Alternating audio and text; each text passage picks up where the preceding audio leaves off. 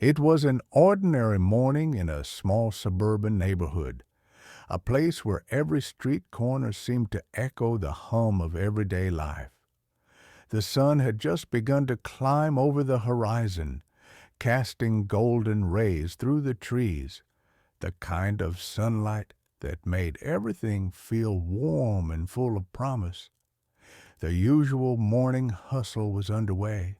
The clatter of breakfast dishes, the hum of the nearby bakery's oven, the distant rumble of cars speeding along the main road. People were heading off to work, kids were catching the school bus, and life, as usual, was moving forward. Amidst this routine, 14-year-old Lisa walked alone down the side street of her neighborhood, her steps light but determined. The morning air, crisp and fresh, ruffled the strands of her dark brown hair as she adjusted her backpack, the straps digging into her shoulders.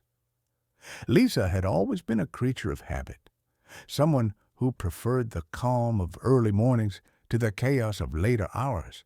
She liked the quiet stillness before the world fully awoke.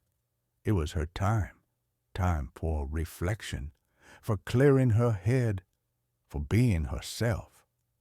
Lisa was not the loudest girl in her class, nor was she the most outgoing.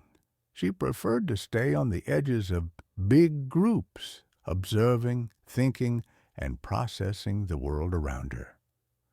With deep brown eyes that often seemed to look beyond what was directly in front of her, Lisa had a quiet curiosity about life. Her friends often joked that she lived in her own world, a world where everything seemed to move at a slower pace, a world where she could take in the beauty of the ordinary. And for the most part, Lisa liked it that way. It wasn't that she didn't enjoy the company of others. She did. But there was something about the solitude of her walks that allowed her to feel at peace, to think without distractions. On this particular morning, as she walked along the quiet road that cut through her neighborhood, Lisa was lost in thought.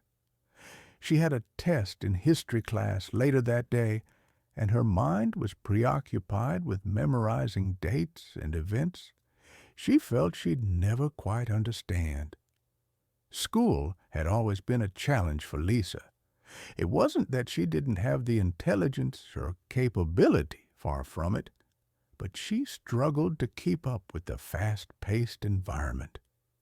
She often found herself distracted by things that seemed more meaningful than the notes on the pages in front of her. Her teachers, well-meaning as they were, never fully understood why she always seemed a step behind. But today, her thoughts were not consumed by her history test. There was something else, something that had been tugging at her mind for weeks now. She was hoping to find it, a small, delicate thing that would change the course of her day. As Lisa walked through the alley that separated her street from the one beyond, she heard a faint sound, a soft whimper. It was almost imperceptible, lost among the more familiar noises of the street. But Lisa, ever the observer, had heard it. She paused, tilting her head slightly, trying to pinpoint the source of the sound. It was not like the usual noise you heard in a neighborhood. No shouting children, no barking dogs, no conversations overheard from open windows. This was different, almost haunting in its quiet desperation. Lisa turned around, her curiosity piqued. She stepped cautiously toward the source of the sound, peering into the alleyway. Behind a dumpster, nearly hidden from sight, was a small, trembling figure. At first it was hard to make out what it was, just a heap of fur curled up and shaking. But as she stepped closer, the shape became clearer. A puppy, a tiny, scrappy thing, its fur matted and patchy, its ribs showing through the thin tan coat. The poor creature was huddled there, alone and frightened, its little body quivering with fear. Lisa's heart skipped a beat. She had always loved animals. Her room was a small sanctuary filled with soft toys, drawings of animals, and a few stray pets she'd rescued in the past. Her mother, who loved animals as much as she did, often called her the Little Rescuer, because Lisa had a habit of bringing home stray kittens, birds, or even injured rabbits she found on her walks. But this puppy, it was different. There was something in its eyes, something that made Lisa feel an urgency she couldn't ignore. She knelt down slowly, trying not to startle the puppy. It didn't move at first, but as she got closer, she saw the tiny creature's eyes flicker open. There was fear in those eyes, fear of the world, fear of the unknown, fear of everything it had encountered in its short life so far. The puppy's gaze met Lisa's, and she saw something else too, hope. It was almost as if the puppy recognized her, as if it sensed that someone was there to offer comfort, to ease its pain. Lisa extended her hand toward the puppy, her movements gentle and slow. She spoke softly to it, her voice barely above a whisper. "It's okay. I'm not going to hurt you." But the puppy didn't respond. It didn't move at all. She spoke again, a little louder this time, but still no response. The puppy remained frozen in place, eyes wide and unblinking. That's when it hit her. The puppy was deaf. Lisa's breath caught in her throat as the realization dawned on her. It wasn't just that the puppy was frightened or malnourished. It couldn't hear her voice at all. She reached out cautiously, her fingers brushing its small, trembling side. As if sensing her touch, the puppy flinched slightly and looked up at her, his eyes filled with confusion and trepidation. And that was when Lisa knew for sure this was a deaf puppy, abandoned, alone, and scared. For a moment, Lisa didn't know what to do. Her first instinct was to reach out to someone, to ask for help. But then she remembered the only person she could trust right now was herself. And something in her heart told her that this puppy was meant for her. No one else could help it. No one else would even care to. It was her responsibility, and for reasons she couldn't yet explain, Lisa knew she couldn't walk away from this moment. She stood up, her mind racing with possibilities. How could she take the puppy home? Would her parents agree? What would they think about her bringing home a deaf dog, one that required so much extra care? Her mother always joked that she had a soft spot for strays, but this was different. This was a life-changing decision. She was about to take on something far greater than she had ever imagined. But in her heart, Lisa already knew she had to try. She couldn't leave this little soul out here alone, abandoned. With newfound resolve, Lisa gently scooped the trembling puppy into her arms, cradling him close to her chest. He didn't fight her, but he was so small, so fragile. He nestled into her warmth, seemingly accepting her presence. Lisa felt a surge of protectiveness flood over her. This little puppy, deaf and abandoned, had found her, and from this moment forward, she wouldn't let him go. As Lisa walked home, the weight of what she had just decided settled on her shoulders. She had no idea what the future held or how she was going to convince her parents to let her keep the puppy. But she knew one thing for sure. This was only the beginning of their story together. The morning had already started to warm, and Lisa, still carrying the little puppy in her arms, made her way through the alley and back toward her home. The world around her seemed to fade into the background as she focused solely on the tiny, fragile creature nestled against her chest. His body was so small, barely larger than a loaf of bread, and his fur, patchy and uneven, had a faint smell of garbage. He was trembling uncontrollably, though not from the cold. His tremors were the kind that spoke of fear, loneliness, and, most painfully, abandonment. Lisa's heart ached as she moved carefully, trying to avoid the bumps and cracks in the pavement. The puppy didn't struggle in her arms, though his little body was stiff, as if he was unsure of what was happening. She had never seen an animal like this, so fragile and so completely lost, yet in some odd way he had already begun to find comfort in her presence. She could feel his heartbeat, erratic and faint, against her chest, and it only intensified her desire to protect him. Lisa had never been one to back away from a challenge. It was something that had always defined her, her determination, her drive to make a difference, even when the odds were stacked against her. And this tiny puppy, with his fearful eyes and trembling body, was no exception. She was determined to help him, to give him the chance to live a better life. But as she walked, a thought began to nag at the back of her mind. The puppy had not reacted when she had spoken to him earlier. She had whispered softly, calling his name, but he didn't even flinch. It had been odd at first, and now, as she walked, it felt more like a mystery, a problem that needed solving. "Why doesn't he respond?" she muttered softly to herself. She knew dogs responded to voices, to sounds. They were usually quick to react to a familiar voice, even if they didn't understand the words. But this puppy had stayed silent, even when she had spoken to him in a soft, comforting tone.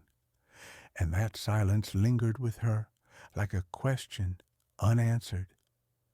When Lisa reached her front porch, she gently set the puppy down on the steps, cradling him with both hands, her fingers trembling slightly. She looked around, half expecting someone to be watching, to see the puppy and wonder why she was taking him in. Her parents were already home. Her father, Dennis, was in the garage working on some repairs, while her mother, Margaret, was inside preparing lunch. She knew they would be skeptical about her bringing home another stray, especially one so small and fragile. But Lisa wasn't thinking about that right now. She was focused on the puppy, on solving the mystery of his silence. "Come on, little guy," she said softly, bending down to look into his eyes. She smiled gently, hoping to coax some kind of reaction. She raised her voice slightly, repeating, "Hey, puppy, can you hear me?" Still, the puppy didn't respond. Lisa's brow furrowed as she knelt closer, her hand reaching out to gently stroke the little creature's side. His fur was rough to the touch, but he didn't pull away. He remained still, his small body trembling, and Lisa could feel his muscles tighten as she made contact. It wasn't the usual reaction of a scared dog. He didn't shy away from her touch. In fact, he seemed to lean into it a little. It was then that Lisa noticed something even more peculiar. When she moved her fingers along his side, he didn't react to the vibrations of her touch. Most dogs, even those who couldn't hear, could sense the subtle vibrations in the air or from the ground when someone was close. But this puppy? Nothing. He didn't flinch. He didn't look at her, no matter how close she got. It was in that moment that it hit her. The puppy wasn't just not responding to her voice. He wasn't responding to anything at all. Could he be deaf? Lisa whispered, the thought forming slowly in her mind. It was a possibility that seemed too impossible to ignore now that she considered it. She had read about dogs born without hearing, but the idea had never crossed her mind. Deafness in dogs wasn't something she had encountered before. She knew it was rare, but not unheard of. Lisa's heart began to race as she crouched lower, her hands gently stroking the puppy's head. "Hey, little guy," she said again, trying to reach him in a way that felt more instinctive now. She spoke louder, almost trying to test whether a raised voice would elicit any kind of reaction. The puppy, however, continued to lie still, his eyes wide open but blank, his body trembling in her hands. With growing concern, Lisa moved closer. She clapped her hands softly in front of his face to see if he would react to the sound. She watched for any flicker in his expression, for any slight indication that he could hear, that he was somehow aware of the noise. But there was nothing. The sound of her hands clapping seemed to exist in another world, one the puppy could not touch. He didn't flinch, didn't even blink. "Hey," she said, now raising her voice just a bit more, the uncertainty creeping into her tone. "Can you hear me?" No response. For a moment, Lisa just sat there, frozen in place as the weight of the realization sank in. She had read about deaf animals before, but it was different when it was right in front of her, this small, fragile puppy who couldn't hear her, couldn't hear anything. There was no denying it now. The puppy was deaf. Her heart swelled with a mixture of empathy and sadness for the tiny animal in her arms. She had always understood the power of communication, how essential it was for a creature to hear and respond, to connect with the world around it. But here was this little dog, cut off from the sounds of life, trapped in a world of silence. And yet, there was something about him that reached deep inside her. Despite his silence, he was still a living, breathing being, just as deserving of love and care as any other puppy. With growing concern, Lisa moved closer. She clapped her hands softly in front of his face to see if he would react to the sound. She watched for any flicker in his expression, for any slight indication that he could hear, that he was somehow aware of the noise. But there was nothing. The sound of her hands clapping seemed to exist in another world, one the puppy could not touch. He didn't flinch, didn't even blink. "Hey," she said, now raising her voice just a bit more, the uncertainty creeping into her tone. "Can you hear me?"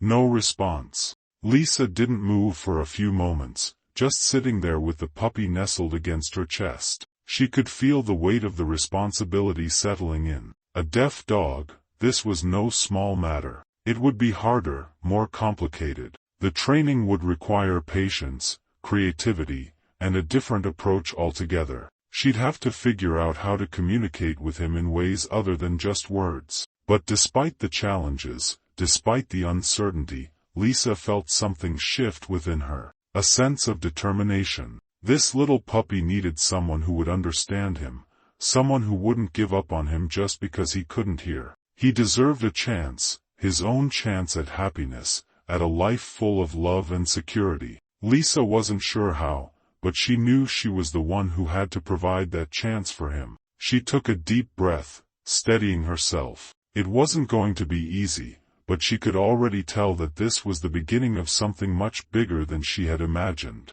The puppy might be deaf, but he had already begun to hear something through Lisa's presence, the soft whispers of trust, the gentle promises of a life filled with care. After a moment, she stood up, cradling the puppy gently in her arms once more. "You're going to be okay," she whispered softly. "I'll make sure of it." As she walked toward the front door, she didn't yet know the full scope of what it would take to help the puppy. But there was no turning back now. The discovery of his deafness had changed everything, but it had also strengthened her resolve. This was just the beginning of a long journey, and she was ready to face it.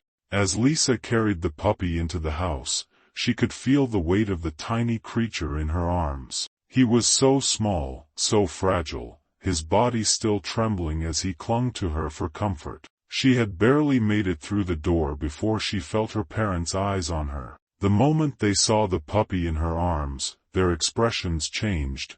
Concern, confusion, and a touch of disapproval painted their faces. Margaret, her mother, was in the kitchen, preparing lunch, and Dennis, her father, was in the living room, his work gloves still on from the garage. Neither of them had expected to see their daughter walking in with a new addition to the family, especially not one so small, so clearly in need of care. "Lisa," Margaret said, her voice gentle but tinged with worry, "what is that?" Lisa felt her heart pound as she stood in the doorway. "I found him in the alley," she said quickly, her voice steady but with a hint of pleading. He's really scared and alone. I think he's been abandoned." Dennis glanced up from his work, his face unreadable, before letting out a heavy sigh. "Lisa, we've talked about this. We can't just keep taking in every stray animal that comes our way. You know we have enough to handle already." Lisa winced at the harshness in his tone. She could feel the weight of his words pressing down on her, but she wasn't about to let it deter her. The moment she had picked the puppy up from the alley, she knew this was different. This little animal was in desperate need of love and care, and she couldn't turn her back on him, not now, not when he needed her most. "He's not just any stray, Dad," Lisa said, her voice stronger now. "I think something's wrong with him. He's not like other puppies. He's deaf." The words hung in the air, heavy and serious. Both Margaret and Dennis stared at Lisa, their faces softening as they processed what she had just said. "Deaf?" Margaret repeated, her eyebrows knitting together in confusion. "Are you sure?" Lisa nodded. "Yes, I'm sure. He didn't respond to my voice at all. When I clapped my hands in front of him, he didn't even flinch. I think he's been born this way." Dennis didn't respond immediately, but his eyes flicked to the puppy in her arms, studying the tiny creature more carefully. His fur, though matted and patchy, had a faint tan color, and his ribs were clearly visible through the thin layer of fur. His eyes were wide and frightened, his small body still trembling in Lisa's arms. He looked so fragile, so small, like he could break apart at any moment. Margaret's expression softened, and she walked over to Lisa, placing a gentle hand on her daughter's shoulder. "Lisa, I know you have a kind heart, but this is a big responsibility. A deaf puppy, especially one this sick, won't be easy to take care of." "I know," Lisa whispered, her voice steady, "but I can't just leave him. He needs someone to take care of him. He doesn't even have a chance if I don't help." Margaret and Dennis exchanged glances, and for a moment, Lisa feared they might tell her to take the puppy back outside, to let him go. But then, Margaret sighed and nodded. "All right," she said quietly, "let's take him to the vet. We'll get him checked out, but we need to understand what we're dealing with before we make any decisions." Lisa smiled, relief flooding her chest. She gently placed the puppy down on the couch, but he didn't move. He seemed too weak, too exhausted, to even try to get up. His eyes flickered briefly toward the door, and Lisa could see how much he was struggling just to stay awake. Later that afternoon, Lisa, her parents, and the puppy found themselves at the local veterinary clinic. The clinic, a small but well-established place with a reputation for caring for all kinds of animals, was a short drive from their house. Lisa clutched the puppy carefully in her lap as they drove, her heart pounding in her chest. She had no idea what the vet would say, but she knew it wouldn't be easy. She had seen the way people reacted to animals with special needs, often with dismissal, or worse, with cruelty. But she wasn't going to let that happen to Chance. She was going to do whatever it took to make sure he had a chance at a happy life. At the clinic, a calm, experienced veterinarian named Dr. Ramirez greeted them. She was an older woman, with kind eyes and a steady demeanor that put Lisa at ease. After a brief introduction, Lisa explained the situation, sharing everything she had observed, how the puppy didn't respond to her voice, how he was trembling constantly, how he appeared malnourished and sick. Ramirez nodded, listening attentively. She gently examined the puppy, checking his ears first, but there was no response. She checked his eyes, his mouth, his paws, and then carefully felt his ribs. The puppy flinched slightly when Dr.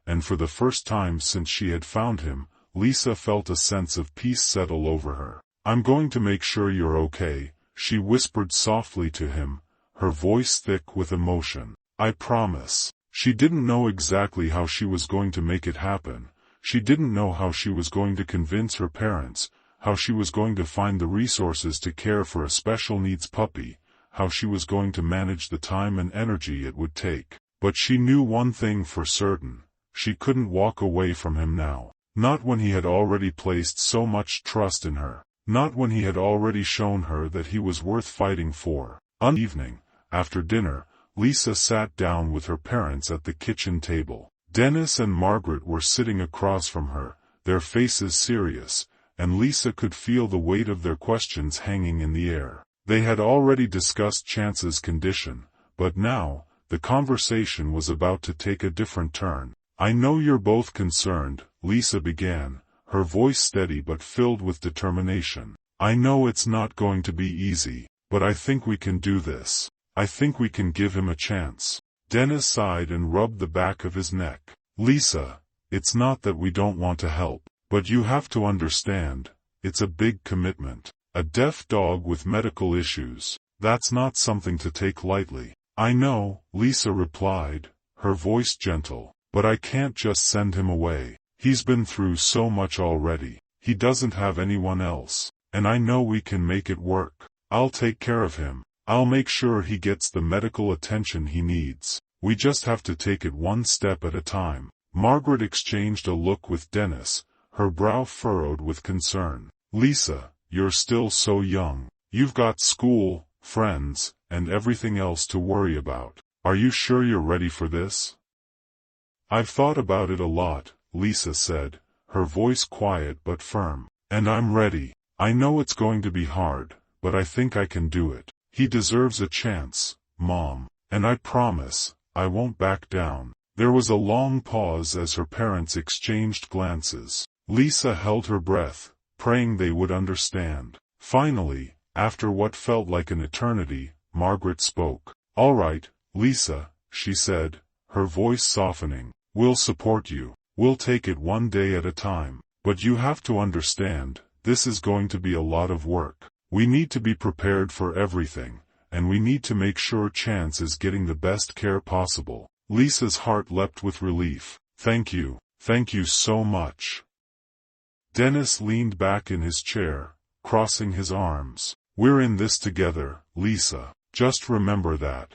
Lisa smiled, her eyes glistening with tears of gratitude. She had won, but more importantly, Chance had won. He had a family now, a family who would fight for him, no matter what. As Lisa turned to look at the little puppy sleeping peacefully on the couch, she felt an overwhelming sense of purpose. The road ahead would be tough. There would be challenges and heartache, but Lisa was determined to face them all. For Chance. For the tiny puppy who couldn't hear her voice but had already found a place in her heart. "We'll do this together," she whispered to Chance, her voice filled with resolve. "We'll make sure you have the life you deserve." The days following the decision to adopt Chance were filled with both excitement and unease. Lisa was determined to give the little puppy the best life she could, but the reality of what she had agreed to began to set in. She had promised herself, and Chance, that she would do whatever it took to make sure he had a fighting chance at a better future.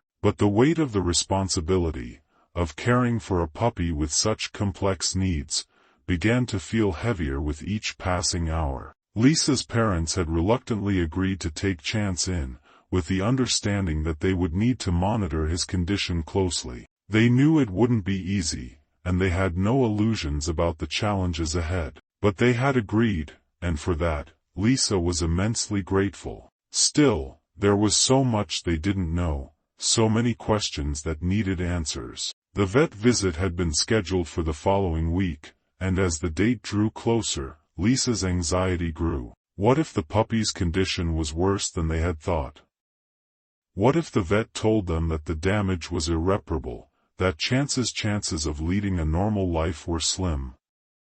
Lisa couldn't bear the thought of it, but she knew that she needed to face the truth head-on. The morning of the vet visit, Lisa woke up early, her mind racing with worry. She had barely slept the night before, tossing and turning as she wondered what the vet would say. She had already researched as much as she could about megaesophagus and the other potential issues that could arise from Chance's condition, but nothing could prepare her for the reality of hearing it from a professional. She wasn't sure if she was ready for that, but she knew she had no choice. She got dressed quickly, her hands still trembling as she finished getting ready. She could hear Chance moving around in his bed in the other room, and her heart gave a little flutter as she thought about how far they had come in such a short time. The first few days had been difficult. Chance was still adjusting to his new environment, still frightened and unsure. But every day, he seemed to grow a little bit more comfortable, a little bit more trusting. His tail would wag when Lisa entered the room, and he would nuzzle up to her for comfort. It was a small victory, but it meant the world to her. Lisa had spent hours researching how to care for a deaf dog, and although she knew it wouldn't be easy, she felt more prepared now than she had when she first found Chance in the alley. She had learned about the importance of hand signals, of creating a routine that would help Chance feel secure. She had also learned about the special feeding techniques he would need, using an elevated bowl to help him swallow without choking. These were just some of the things she would need to do to give Chance the best chance at a normal life. But what if the vet told her that these efforts would be in vain? What if his condition was worse than they could have ever imagined? The drive to the vet clinic was long, the car ride silent except for the occasional rustle of the puppy's fur in the back seat. Lisa sat in the back with Chance, her hands on his small body, reassuring him as much as she could. She could feel the anxiety building in her chest, but she refused to let it show. Chance needed her to be strong. He needed her to be his advocate, his protector, and she wouldn't let him down. Not now. The vet clinic was a small but well-established practice, with white walls, calming murals of animals on the walls, and the distinct smell of antiseptic in the air. Lisa could see a few other pets and their owners in the waiting room, but she focused solely on Chance, who was trembling slightly in her arms. He had come a long way from the scared, lonely puppy she had found in the alley, but there was still so much unknown about his health. She could feel his little heart beating quickly, and she stroked his fur gently, trying to calm both him and herself. Finally, the nurse called them into the examination room, and Lisa's heart skipped a beat. This was it, the moment of truth. Ramirez, the veterinarian who had initially examined Chance, walked in with a warm smile on her face. She was an older woman with kind eyes and a calm demeanor, and Lisa instantly felt a sense of relief wash over her. Ramirez had been patient with Lisa during their first visit, explaining Chance's condition with a level of care that put her at ease. Lisa trusted her, and she knew that Dr. Ramirez would be honest with her, even if the news wasn't good. "Hello, Lisa," Dr. Ramirez said as she sat down beside the examination table. "How's our little patient doing today?" "He's doing okay," Lisa replied, her voice a little shaky. "He's still adjusting, but he's been eating better and seems to be settling in." Dr. Ramirez nodded. "That's a good sign. Let's take a look at him again, and we'll go over everything. We'll check his breathing, his weight, and we'll see if there are any signs of improvement." Lisa placed Chance gently on the exam table, watching as Dr. Ramirez conducted a thorough checkup. The vet first listened to Chance's heart and lungs, her stethoscope moving in slow, methodical circles around his tiny chest. Lisa held her breath, waiting for any indication that something was wrong. But Dr. Ramirez's face remained calm, and for a moment, Lisa felt a flicker of hope. Maybe, just maybe, Chance was improving. "We've been working on his feeding routine, as you suggested," Lisa said, glancing at the vet. "I've been using the elevated bowl, and I try to make sure he's sitting up when he eats. But I'm still worried about his condition. I don't know if he's improving." Dr. Ramirez paused, nodding as she jotted down a few notes in Chance's file. "I understand your concerns, Lisa. Megaesophagus can be tricky to manage, especially in a puppy. But it's good that you're starting the right feeding techniques so early. That's crucial for helping him thrive. She gently lifted Chance's small body and moved him around slightly, checking his posture and his ability to hold himself up. He's still quite weak, but he's getting stronger, Dr. Ramirez continued. His weight is still on the lower side, but that's to be expected with his condition. The fact that he's eating better is a good sign. We'll continue to monitor his progress, but I think you're on the right track. But one thing was for certain, this was no ordinary morning. Something was unfolding here, something that would change everything. The air was cool but not cold, the kind of brisk morning that held a hint of the coming warmth of the day. The city of Oak Ridge, though only a medium-sized urban hub, had always held a special place in Karen's heart. The streets had their own rhythm, something she had learned to appreciate over the years. The hustle and bustle of Oak Ridge never quite stopped. Even in the early hours, when the city was supposed to rest, it was alive with the gentle hum of progress. And on that particular morning, Oak Ridge was no different. The sun, still low on the horizon, bathed the buildings in a soft glow of gold, casting long shadows across the streets. The orange and pink hues of the dawn sky seemed to paint a picture of serenity and promise. The kind of dawn that signified the start of something new. The first rays of sunlight stretched across the city like fingers of warmth reaching into the corners of the streets, slowly dissolving the lingering night mist.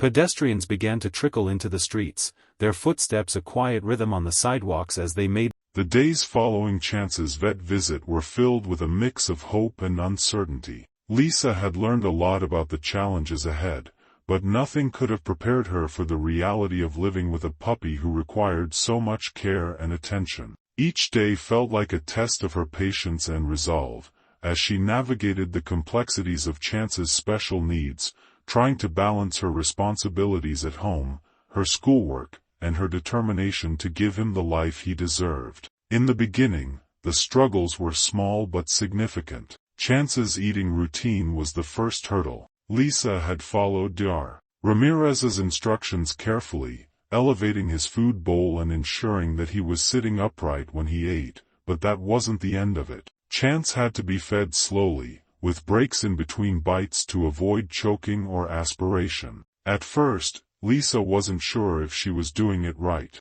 Chance was still learning to adjust to the feeding routine, and it often felt like a struggle to get him to eat without gagging or coughing. The feeding sessions were long and exhausting. Lisa would carefully spoon small amounts of soft food into Chance's bowl, waiting patiently as he took each bite. Sometimes he would try to eat too quickly, and she would have to gently stop him and make sure he was sitting in the right position to avoid any complications. Other times, he would seem uninterested, turning his head away or walking away from the food, making Lisa worry that something was wrong. There were times when she would sit with him for hours, coaxing him to eat, trying every trick she knew to get him to take in more food. She would tap his food bowl gently or place a piece of food on her hand, offering it to him slowly, hoping that he would respond. The process was slow, and sometimes it felt like they were taking one step forward and two steps back.